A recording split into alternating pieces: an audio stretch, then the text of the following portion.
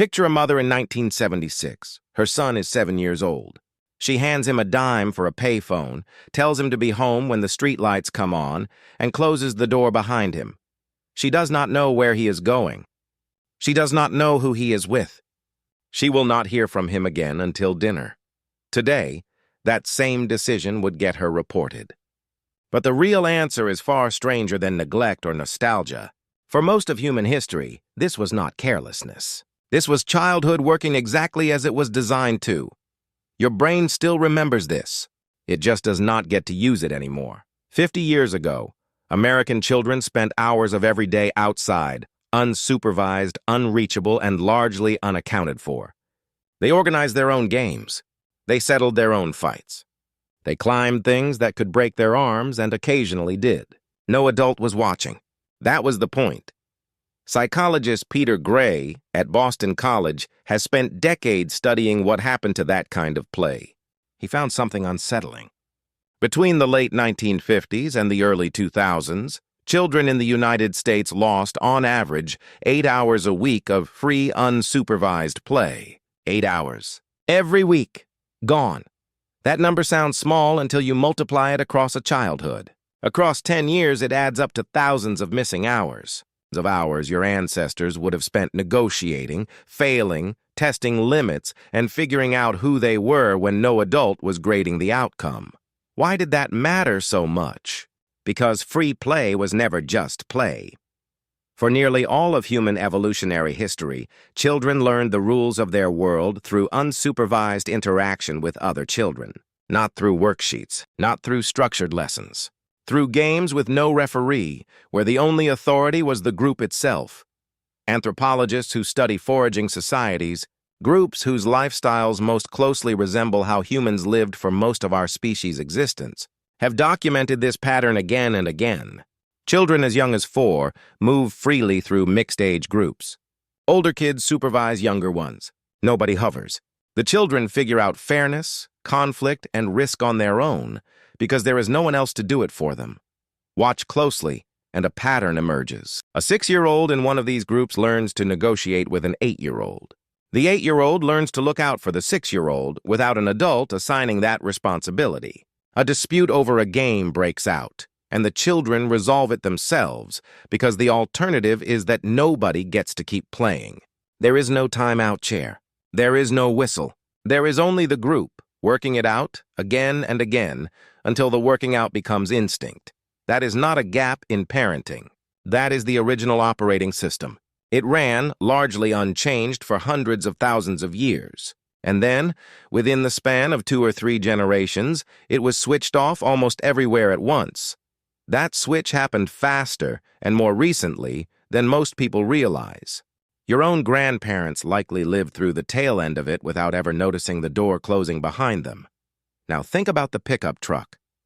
50 years ago, it was ordinary to see kids riding in the open bed of a truck, wind in their faces, no seatbelt, no adult beside them. It was ordinary for a 10-year-old to ride a bike across town with no helmet, cross intersections alone, and show up at a friend's house unannounced.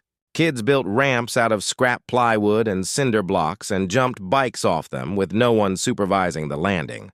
Parents did not know exactly where their children were for hours at a time, and this was not considered a crisis. It was considered Tuesday. There was no group text to check in on. There was no location pin glowing on a phone.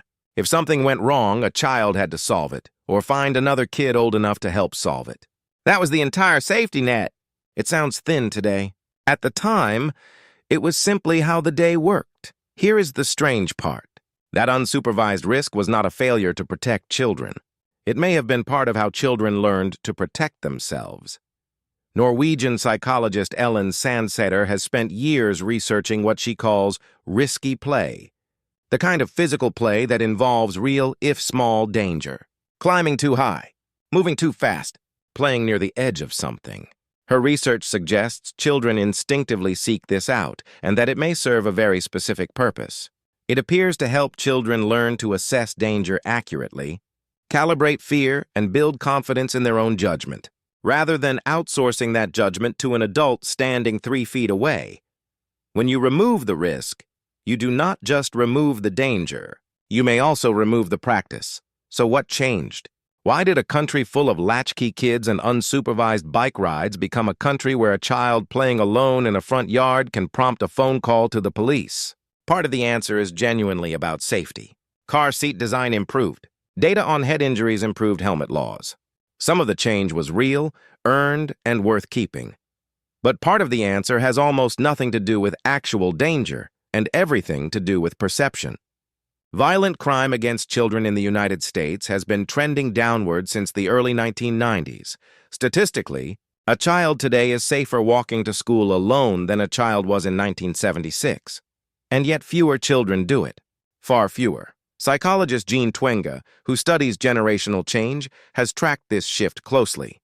Her research shows a steady climb in supervised, structured time and a steady decline in unstructured independence, running in parallel with rising rates of anxiety among children and teenagers.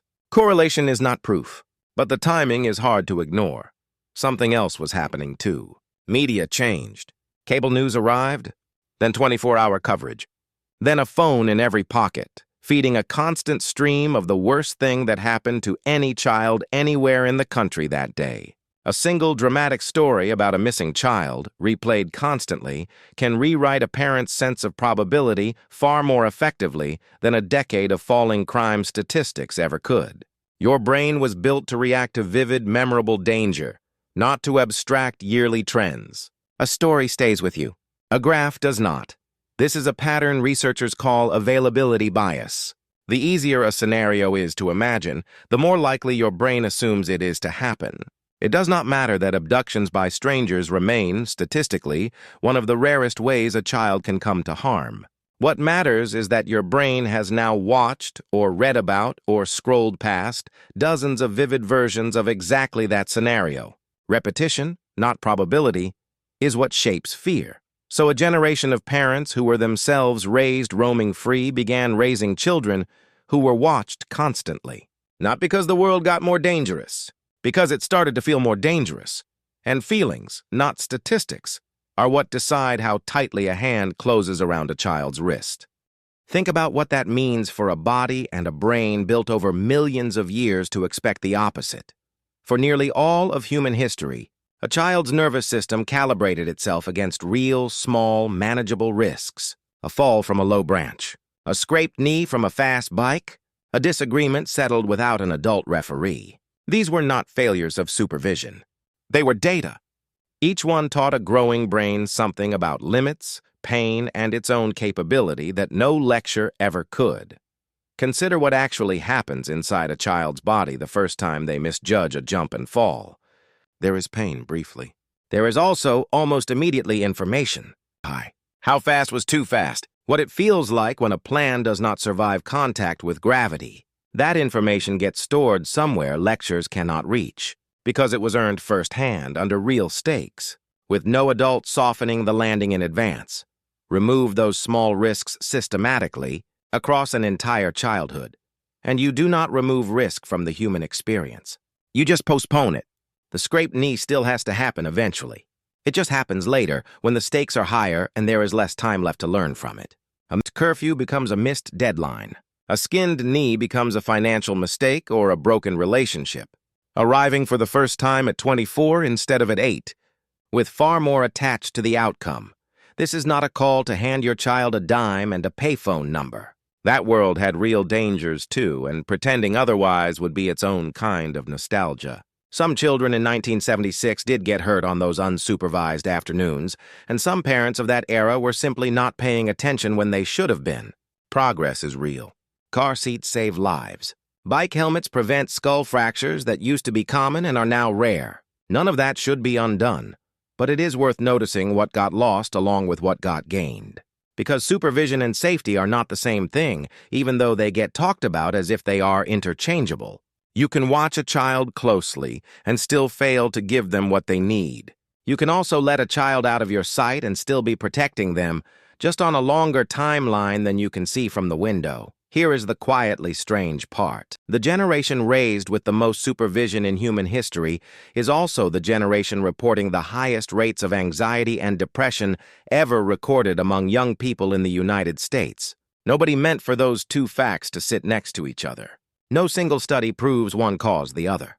But researchers like Gray and Twenge keep circling back to the same uncomfortable question. What if the very thing built to keep children safe also quietly removed the practice they needed to eventually feel safe on their own? Your ancestors did not build resilience by avoiding risk. They built it by surviving small versions of it, over and over, without anyone standing close enough to catch them every time. A body that never falls never learns how to land. A mind that is never lost never learns how to find its way back. So think again about that mother in 1976, closing the door behind her 7-year-old son. She was not being careless. She was not neglecting him. She was doing what nearly every human parent before her had done for almost the entire span of our species. She was letting the world teach him something she could not teach him herself. Trusting a process that predates language, predates agriculture, and predates the very idea of a front door. That was normal in the United States 50 years ago. And your brain, underneath every modern habit stacked on top of it, still remembers exactly what it felt like to be trusted with the door.